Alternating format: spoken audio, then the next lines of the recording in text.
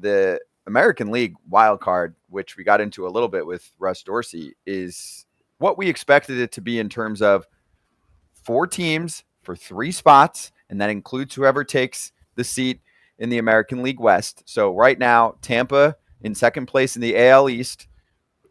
To me, still way clear enough. Still a very good ball club. No problems there. It's Texas, Houston, Toronto, and then, of course, Seattle's leading the AL West now. Boston, outside chance, but getting slimmer unless they put together a ridiculous win streak. I mean, we talked about it for a moment earlier before we got into our interviews. But, AJ, you just saw Texas. Do you still think that Toronto is going to be the club on the outside looking in? Toronto blows my mind, man. I mean, this past weekend, you got to win that series against Cleveland. Cleveland's not a bad ball club, so you take 2 out of 3, okay. But this is your postseason right now. Toronto's got plenty of dudes that can rake. Their pitching's really good for the most part. I mean, not this weekend, but, I mean, they've got a solid starting rotation. I like a lot of what they have in their bullpen in terms of stuff, variety. Like, I think they built a good roster, and it's a good team. It's just not a great team right now, which has surprised me. Some of it I can point towards, like a Vladdy Jr. is not the MVP type Vladdy, but what's the primary issue here for why Toronto is going to be freaking out in the last few weeks to see if they even can squeak into the playoffs? Bats? The Bats. I mean, what's the guaranteed way to score a run? A dinger. Mm-hmm. Vladdy Jr. is the first guy on their team with 20-plus homers. The Braves have how many guys with 20-plus homers? They have 7.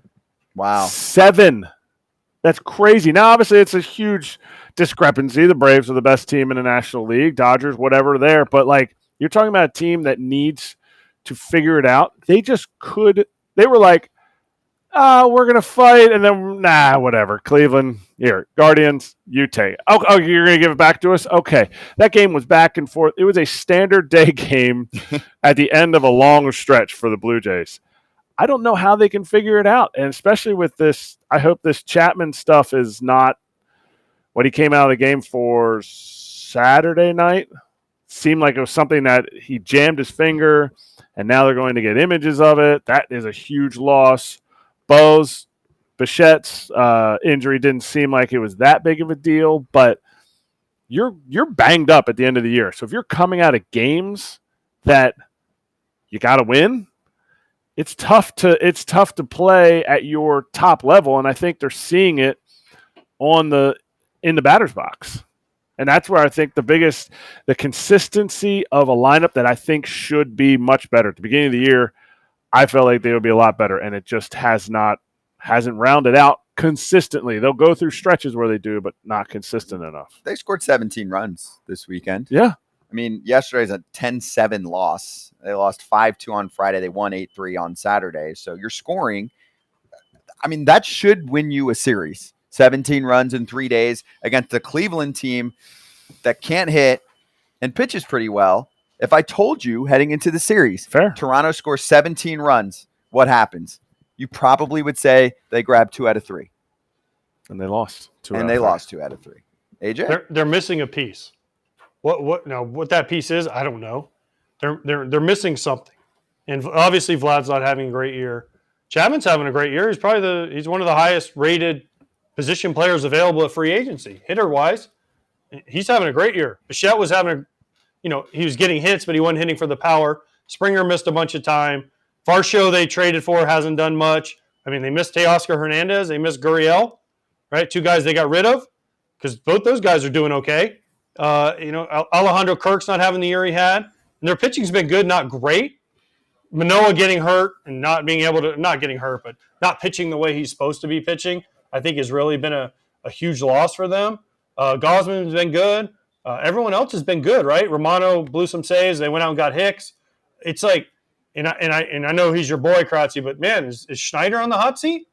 Because there's something missing. Whether it's a fire, whether it's a fight, whether it's a guy in there a player in there taking charge, and I don't know because I'm not there.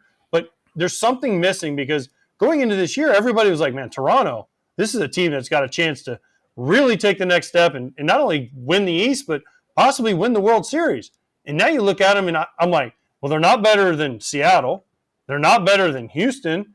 they're really not better than Tampa. And are they better than Texas? I mean, Texas is imploded and they're still ahead of them.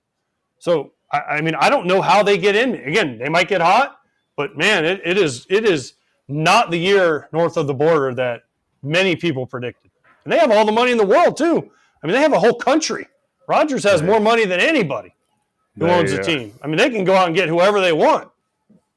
Not everybody wants to go there, so you might have to overpay. So if you're looking to, pay fair dollar amount, no, they can't get anybody. But yeah, you're right. That is something that's very overlooked, is the fact that they have some cheese up there.